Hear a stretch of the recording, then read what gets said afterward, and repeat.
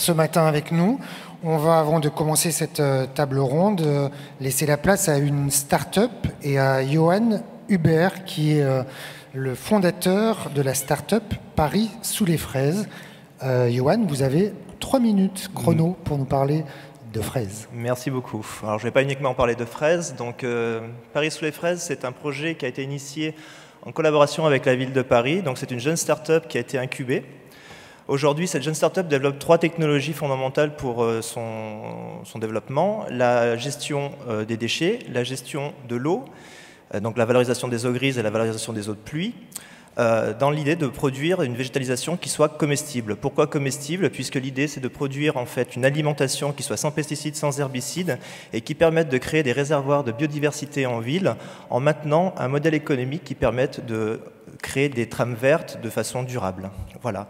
Cette entreprise, aujourd'hui, elle a installé un démonstrateur sur le toit des Galeries Lafayette Haussmann, et aujourd'hui, on a un petit peu de recul sur cette approche qui nous permet effectivement d'avoir validé en quelques mois une première partie de notre modèle économique, notamment sur la valorisation des produits, puisque nous avons soumis ce travail qui est essentiellement basé sur des biotechnologies, on l'a servi au palais de certains restaurateurs parisiens qui, eux, ont même validé l'approche, on va dire, gustative de notre démarche. Donc à partir de là, aujourd'hui, l'approche de cette jeune entreprise, c'est de générer un modèle économique qui va pouvoir produire de l'emploi indélocalisable, tout en ayant la capacité à la fois donc, de valoriser des déchets, des biodéchets, avec une technologie qui est extrêmement intéressante puisqu'elle permet en fait de réduire directement dans le bâtiment les déchets, et lorsqu'ils sortent du bâtiment, ils peuvent être soit réutilisés sur le toit si c'est nécessaire, mais évidemment trouver une place dans un circuit économique viable.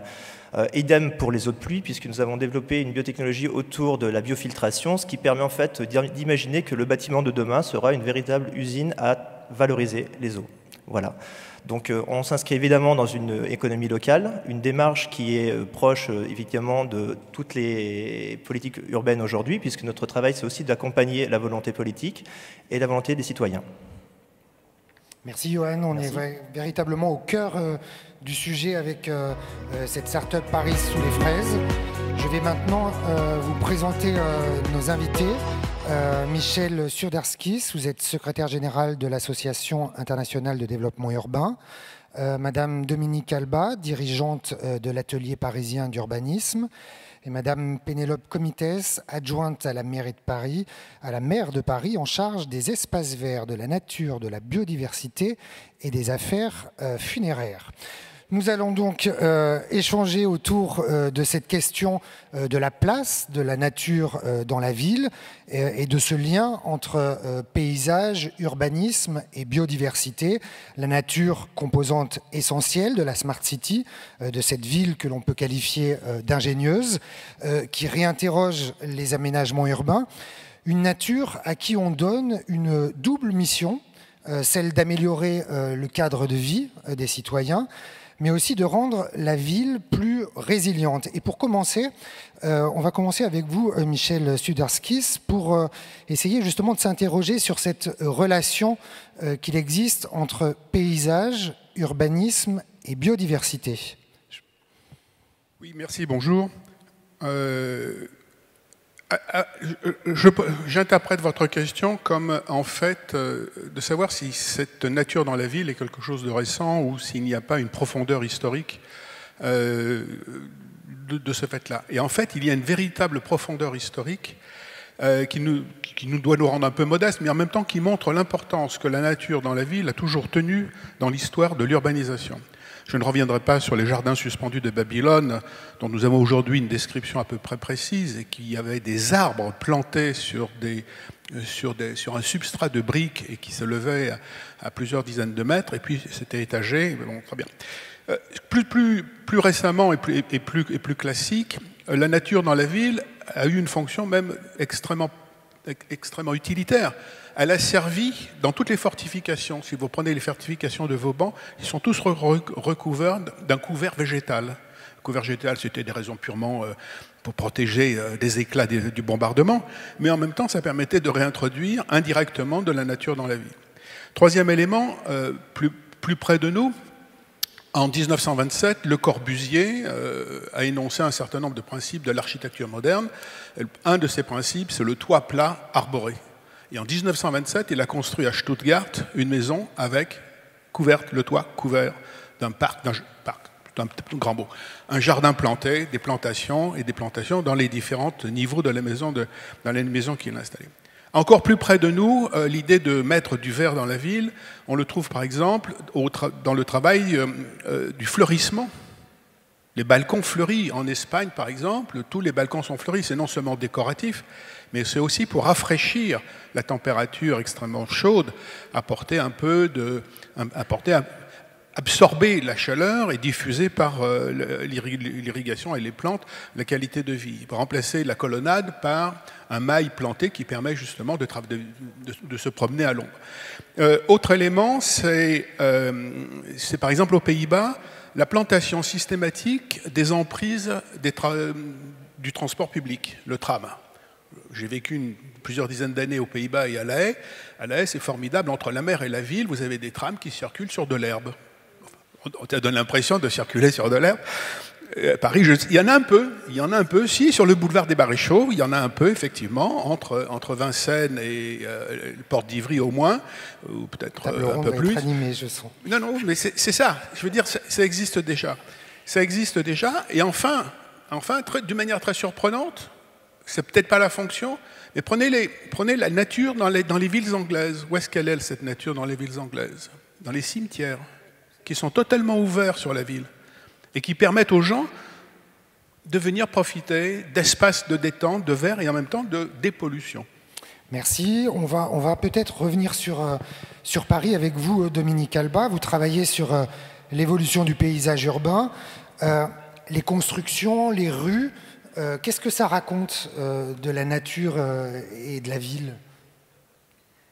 Oh, ça raconte beaucoup de choses, évidemment. Peut-être, pour continuer sur le propos de mon voisin, Henri IV a fait planter des arbres parce que les gens n'arrivaient plus à se chauffer. Et aujourd'hui, on a plus de 120 000 arbres d'alignement qui sont considérés comme un élément essentiel du paysage parisien, historique. Mais l'origine de cet élément essentiel est je dirais, un besoin naturel, pour le dire comme ça. Et donc je pense que ce qui est en train de se passer aujourd'hui va nous inviter à regarder d'une manière un peu généreuse des mutations esthétiques qui vont être apportées par ces nouvelles manières de s'occuper de la ville, enfin de s'occuper en ville aussi et de s'occuper de la ville, parce que produire de l'agriculture en ville, ça veut dire aussi qu'il y a des métiers qui vont s'organiser autour de ça. Donc il y a les toits, il y a les murs, il y a les rez-de-chaussée. Donc nous, notre travail, c'est d'accompagner les politiques publiques. Donc qu'est-ce qu'on fait? On documente, mais on essaie de documenter 3-4 ans avant.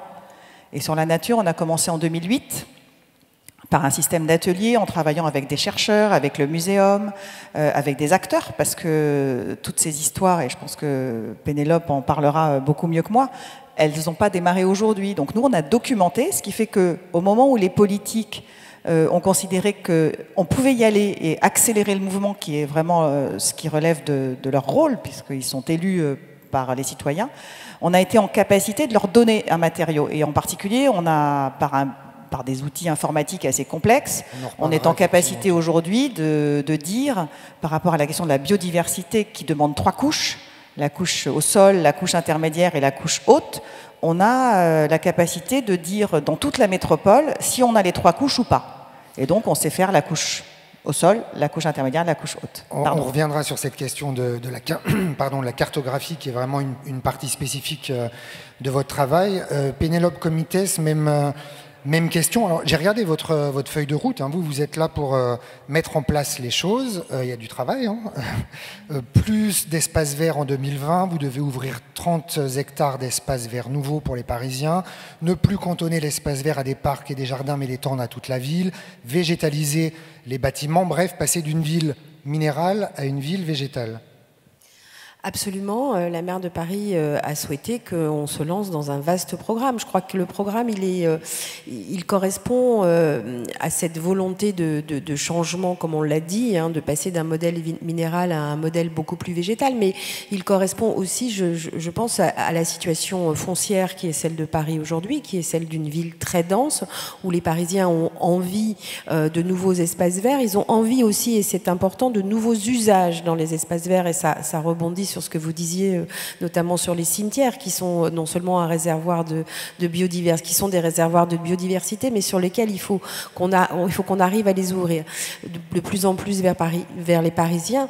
Et les Parisiens, ils ont envie de nouveaux espaces verts, de nouveaux usages dans ces espaces verts, mais ils ont bien compris qu'on ne pouvait plus se limiter au sol. Et donc, effectivement, aujourd'hui, nous sommes lancés non plus dans des expérimentations, mais dans de la programmation d'ici 2020 pour effectivement végétaliser les façades, les murs, les toitures, partout où c'est possible, sur les bâtiments existants, et puis avec, bien évidemment, sur tous les bâtiments que nous allons sortir pendant la mandature, mais ça implique une mobilisation de la ville, comme ça implique une mobilisation de tous les acteurs privés, publics, parapublics de cette ville. Et c'est ça qui est extrêmement important. On sent aujourd'hui le besoin. Et je dirais une autre chose. Les Parisiens, ils ont envie de cette mutation, mais ils ont non seulement envie que cette mutation arrive, mais ils ont envie d'être acteurs de cette mutation, ils ont envie d'y participer, et notamment, on le voit bien dans un des exemples qu'on a lancé au mois de juin, qui est un permis de végétaliser, qui permet aux Parisiens de s'auto-saisir à la place des services de la ville, de la végétalisation de la ville, d'aller fleurir des pieds d'arbres, de végétaliser des murs. Et c'est un changement culturel extrêmement important, mais qui est aujourd'hui là, et qui est notamment là, et c'est important aussi, dans les quartiers populaires de Paris. Et on s'aperçoit que avec ce mouvement de végétalisation de la ville, on a un impact très important sur la création ou la recréation du tissu et du lien social. Alors, pour vous aider, on va ensuite énumérer un petit peu les différents projets que vous mettez en place. Pour vous aider justement à les réaliser, vous vous appuyez effectivement sur les travaux de l'atelier parisien d'urbanisme. Donc, Dominique Alba, vous intervenez, vous nous l'avez dit, bien en amont. Vous êtes en fait en train de travailler ou dessiner la cartographie du Grand Paris. C'est un peu ce que vous faites. C'est-à-dire que vous vous basez sur les cartes et c'est la première chose que vous donnez à voir de ces évolutions qui vont arriver en termes de biodiversité et de végétalisation. Donc, on dessine ce qui est là, déjà, hein, parce que le Grand Paris, c'est 360 millions de mètres carrés, comme je dis, donc déjà, on se calme, il y a beaucoup. Mais c'est vrai que, par exemple, aujourd'hui, on est capable, et c'est vraiment un travail qu'on fait avec à la fois l'Agence de l'écologie urbaine au sein de la direction des espaces verts de la ville de Paris, et puis l'Agence parisienne du climat, en tout cas pour ce qui relève du territoire parisien, et ça c'est important de le préciser. Nous, on est à côté, et on travaille avec d'autres, en particulier sur ce sujet-là, mais on sait aujourd'hui identifier tous les murs sur lesquels, par exemple, on peut planter, parce que c'est pas si facile que ça. L'enthousiasme citoyen et la volonté politique, il y a toujours un moment où ça s'arrête sur c'est privé ou public, et comment on entretient derrière. Moi, je sais que depuis toujours, je dis, le jour où on aura le jardinier de l'espace public à Paris, on aura gagné. Donc, je le répète encore devant témoins. Mais on sait faire ça. On est en train de sortir les cartes des murs. Et c'est pas rien, parce que la biodiversité, c'est une chaîne. C'est ce qu'on appelle la trame verte. Et donc, pour faire la trame verte, il faut avoir les espaces. Donc, c'est à ça que sert la cartographie. Mais elle n'est rien sans ceux qui font.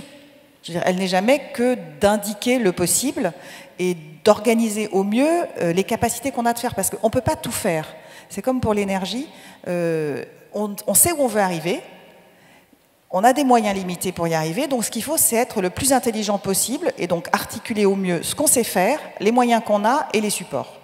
Et vous allez donc là ouvrir en open data, c'est ça, un certain nombre de données cartographiques. Expliquez-nous, c'est quoi exactement? On va mettre en open data toutes les données sur la nature, que nous sommes aujourd'hui les seuls à avoir fabriqué, qui sont ces 3 couches dont je parlais. Donc c'est sur 700 km². Ce sont des documents qui jusqu'à présent étaient très compliqués à mettre en open data, parce que très lourds aussi, parce qu'il n'y a pas que de donner l'information, il faut aussi encore que les gens puissent s'en emparer. Donc ça va être mis en ligne en janvier. Et puis parallèlement, on va avec donc la direction des espaces verts, l'Agence de l'écologie urbaine et l'Agence parisienne du climat, mettre en place une base de données participative sur la nature. C'est-à-dire que sur la base d'un socle qu'on a fait, on va proposer avec des modérateurs qui seront formés pour, parce qu'une base de données n'a de sens que si elle a une forme de réalité ou de véracité, si je puis dire. Donc ça, c'est le programme 2016, et donc on le testera avec tous les acteurs, parce que justement, les plateformes Internet sont tellement puissantes aujourd'hui qu'elles permettent d'accueillir énormément d'informations, ce qui n'était pas le cas il y a 10 ans. Michel Zudarskis, vous êtes observateur.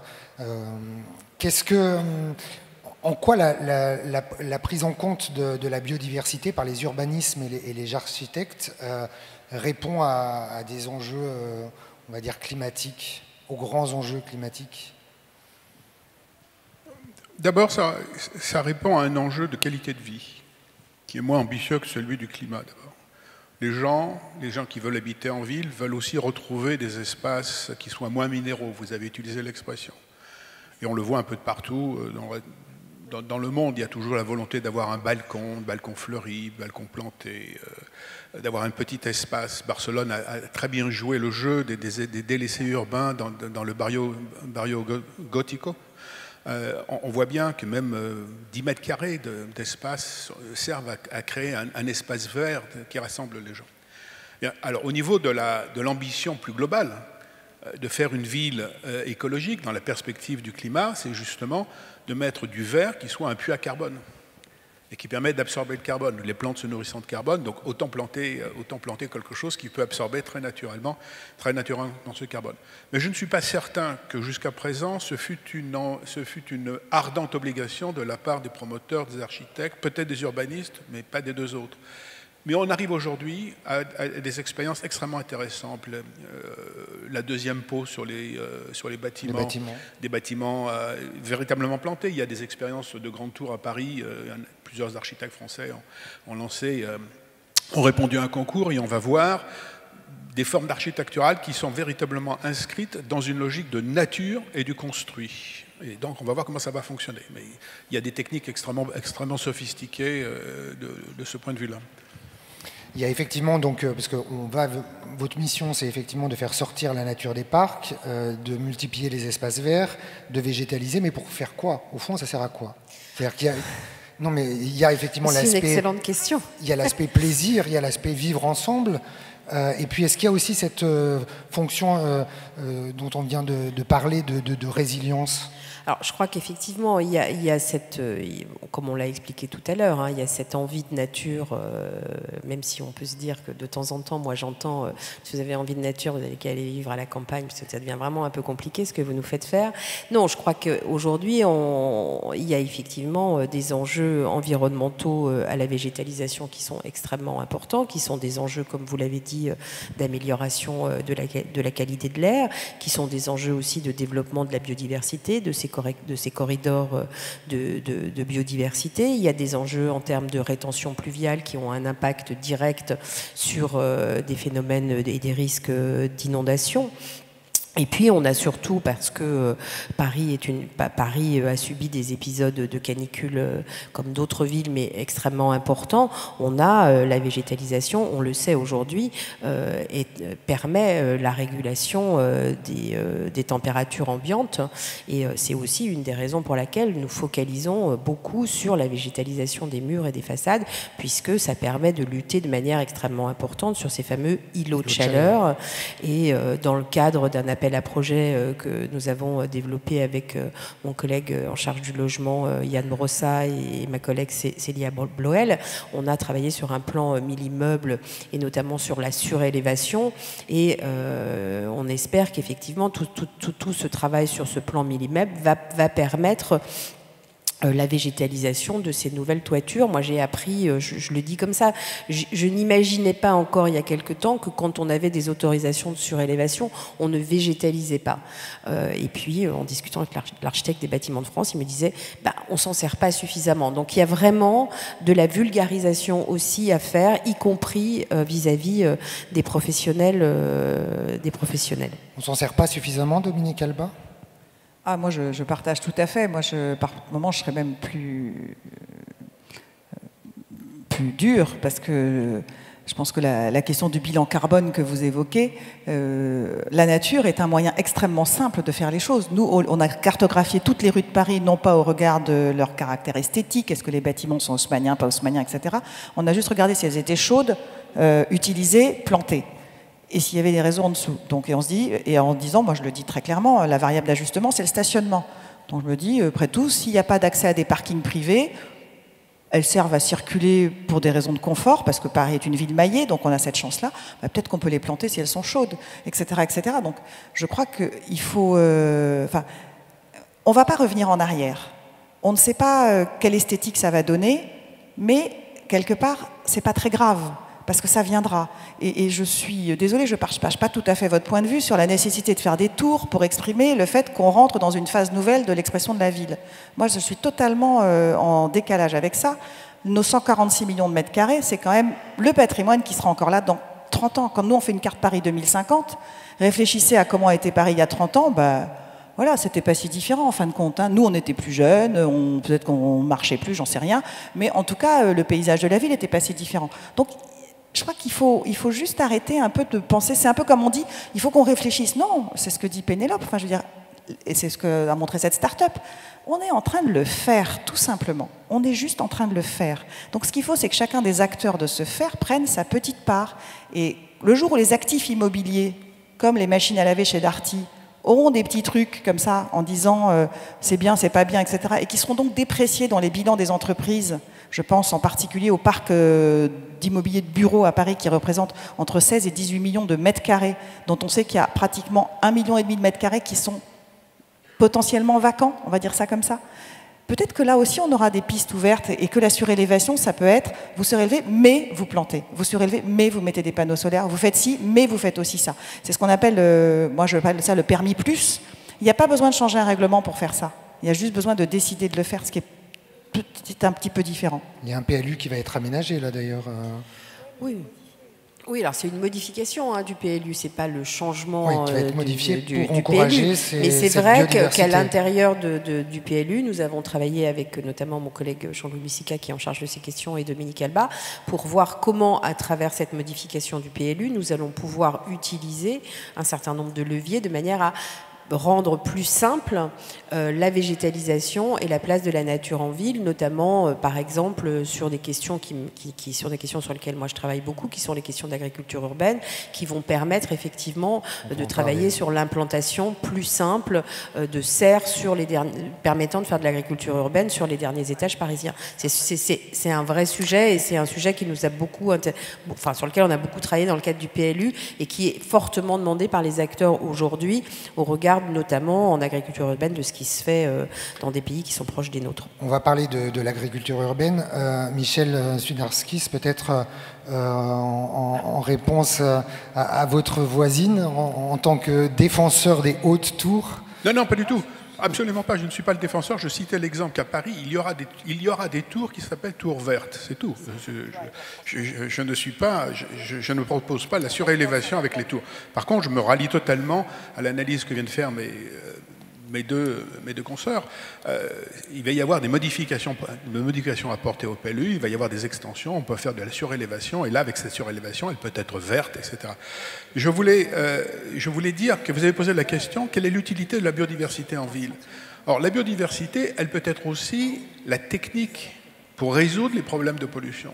C'est ce qu'on appelle la phytorémédiation, c'est-à-dire utiliser les plantes pour dépolluer, pour absorber. Vous demandez d'aller plus loin, justement. Et ça, à mon avis, il faudra aller plus loin dans ces technologies de phytorémédiation. La France est très avancée dans ce domaine-là. On essaie de l'exporter. Et ce sont des techniques vernaculaires. Hein. Le papyrus, le bambou, ça a toujours existé. Mais aujourd'hui, à une échelle industrielle, on pourrait introduire des espèces de plantes tout à fait particulières dans des espaces humides ou dans des territoires qui sont rendus humides et qui auraient la fonction de dépolluer, selon le degré de pollution et la nature de la pollution, mais ça peut être extrêmement efficace, tout en rendant la nature aux habitants. Ça se fait un peu en Suède, à Malmö, notamment le quartier du Port-Ouest, qui est justement célèbre pour cette utilisation de l'eau et de la phytoremédiation. Ça se fait aussi actuellement en Asie centrale, et ça s'est fait bien entendu dans les pays méditerranéens, et on peut très bien l'importer aussi sur Paris. Alors, de la phytomédiatisation... Pas médiatisation. Phytoremédiation, voilà, à Oui. Paris. Alors, on l'utilise déjà, hein. Il y a effectivement un certain nombre de surfaces où on l'utilise, mais c'est une vraie réflexion, c'est-à-dire que, par exemple, là où on refait des jardins sur des territoires, sur des surfaces qui sont potentiellement des surfaces qui avaient pu être polluées pour différentes raisons, aujourd'hui, quand on crée un jardin, on se pose notamment la question des espèces qu'on va planter et des espèces non endémiques, bien évidemment, mais on se pose aussi cette question, parce que peut-être que plutôt que de changer la totalité de la terre, on travaille à ces questions, et c'est des plantes qu'on, bien évidemment, on peut installer dans nos jardins parisiens. Ça fait partie, et ma collègue Célia Bloel, qui est en charge de l'eau aussi, il travaille beaucoup sur les territoires qui appartiennent à Haute-Paris. Je reste avec vous sur le sujet justement de l'agriculture urbaine. C'est l'un de vos gros dossiers. Vous avez lancé des appels à projets.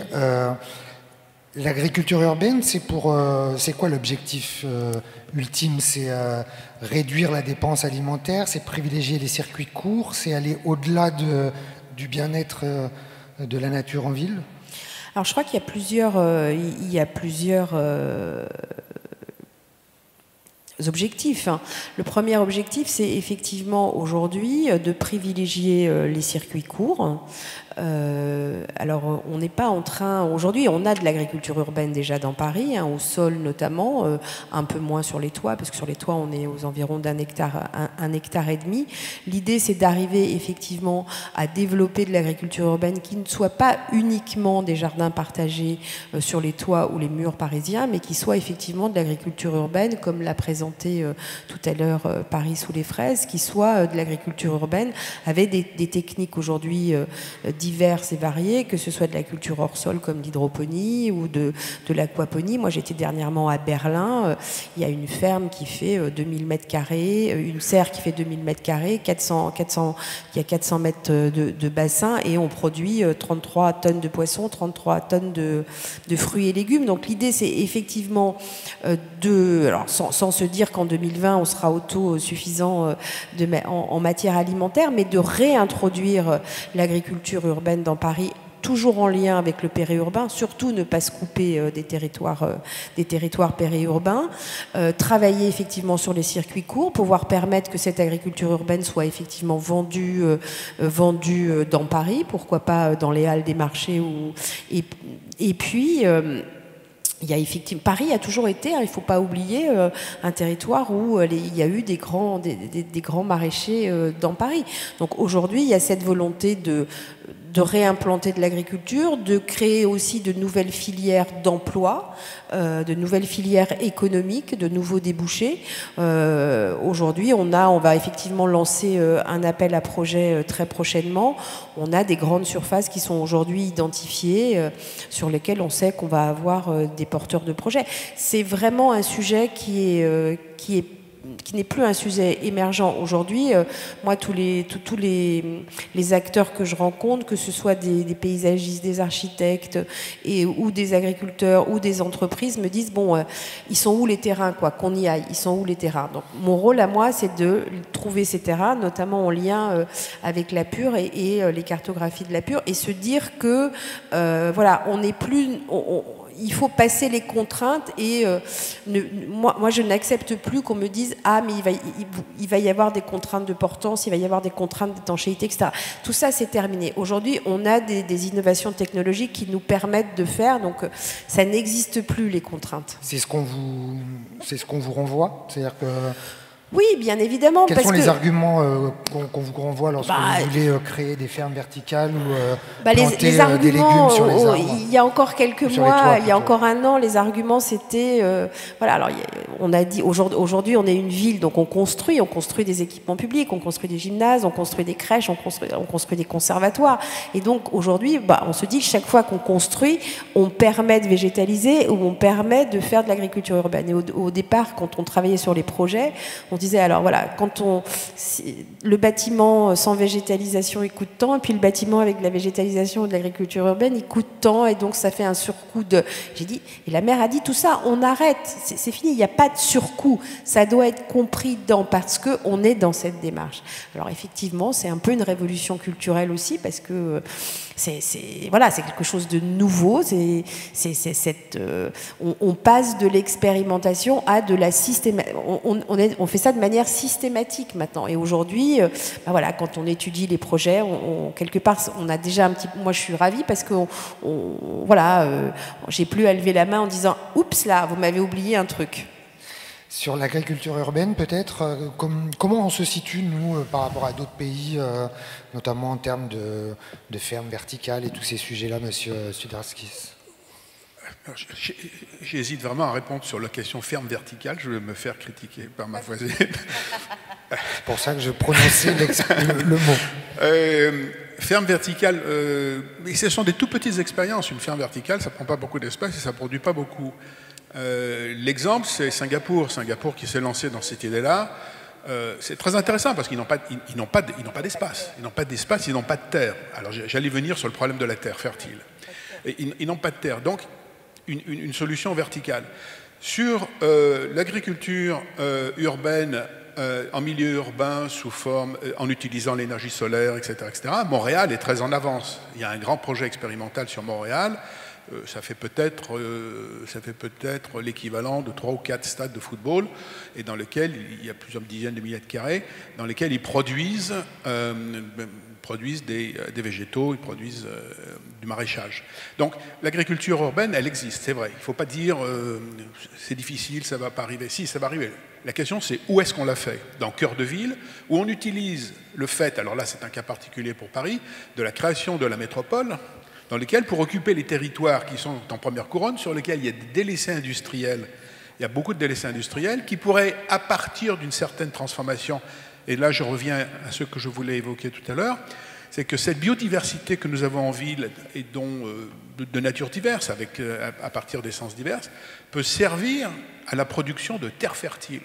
Si on mélange par exemple les déchets de construction avec des matières organiques, on a montré, ça cessait d'être expérimental, c'était sur Grenoble, ça cessait d'être expérimental, et on a montré qu'on peut produire des éléments de terre fertile, c'est-à-dire véritablement réduire le coût de production de la terre ou de déplacement de la terre et alimenter la ville de Paris par elle-même.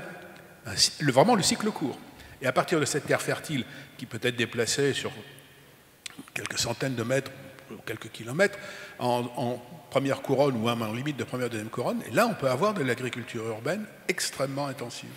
Sur cette question du territoire, parce qu'on est Smart City du Grand Paris, justement, à quel échelon vous dites non, c'est les deux, c'est pas soit le Grand Paris, soit Paris, il faut que ce soit... Oui, je crois je pense pas qu'on doive se dire parce que, que l'agriculture urbaine, elle va être plus facile en petite couronne ou en grande couronne. C'est sûr qu'il existe aujourd'hui... Il y a plus de terrain, visiblement, quand même. Oui, mais il y a plus de terrain, mais on en revient à la première question, c'est-à-dire qu'à Paris, aujourd'hui, vous avez peut-être moins de terrain au sol, mais il y a des terrains au sol qui existent encore, qu'on peut transformer en zone d'agriculture urbaine, y compris, pourquoi pas, dans nos parcs et jardins, par exemple, développer de la permaculture qui peut faire de l'agriculture très productive. Et puis, on a aussi tous nos toits et une partie des toits et une partie des murs. Donc, je crois qu'il faut, par contre, qu'on arrive à trouver des liens entre les territoires de la petite couronne, notamment,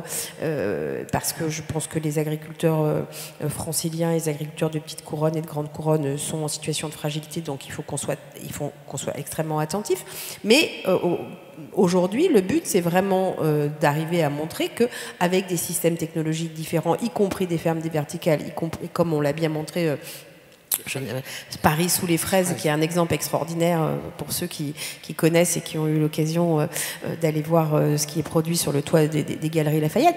Bon, on a d'autres projets avec Paris sous les fraises, et on a d'autres projets aujourd'hui qui vont voir le jour, y compris avec l'installation de serres sur les toits parisiens. Et moi, je ne fais pas la différence entre Paris, mais il faut qu'on arrive à travailler ensemble. C'est ça qui est important. Vous avez les champignonniers. Oui. les champignonnaires de Paris. Alors, c'est pas au-dessus, c'est en dessous. Alors, je dis aussi, on a les surfaces au-dessus, mais on a aussi les surfaces en dessous. C'est-à-dire qu'aujourd'hui, on dispose notamment d'une superficie en termes de parking non utilisé, par exemple, sur lesquels on va travailler pour développer d'autres formes d'agriculture urbaine aussi. On va utiliser tout ce qui est possible. Ouais, moi j'aime bien quand on dit la stratégie du plus. Vous voyez, c'est comme quand on travaille sur la ceinture verte, qui est cet espace entre le périphérique et les maréchaux. Moi je dis il faut arrêter de dire où, il faut dire plus. C'est-à-dire que là où c'est vert, on va mettre plus de vert. Là où c'est planté, on va mettre plus de trucs. Là où il y a des immeubles, on va rajouter de l'activité parce que c'est sympathique d'avoir des services quand on habite quelque part, etc. Mais je voudrais peut-être comparer avec un truc qu'on connaît tous, qui est la mobilité. Dans Paris, on est obligé d'inventer des services assez sophistiqués d'une certaine façon, et un système comme Blablacar, il existe dans la ville dense. Il fonctionne moins bien, enfin plutôt Uber, ou on peut en penser ce qu'on veut, mais il y a un système de la mobilité qui s'installe. Il y a Vélib, Vélib électrique, Autolib, etc. Il y a besoin d'avoir un certain nombre d'ingrédients pour que ça marche et que ça ait une forme de rentabilité. Et puis quand on s'éloigne, on a la chance d'avoir une Île-de-France qui est 80% rurale. Le seul problème, c'est que cette Île-de-France, qui était, je dirais, dans les siècles passés, une terre extrêmement fertile, parce que si Paris s'est installé là où elle est, c'est parce qu'on récoltait plusieurs fois par an des salades rue des Maraîchers, c'est-à-dire extrêmement près. Bon, maintenant c'est un peu compliqué, mais on pourrait se dire qu'il y a une histoire où il y avait de la multi-récolte, donc une sorte d'agriculture extrêmement efficace avec des moyens classiques.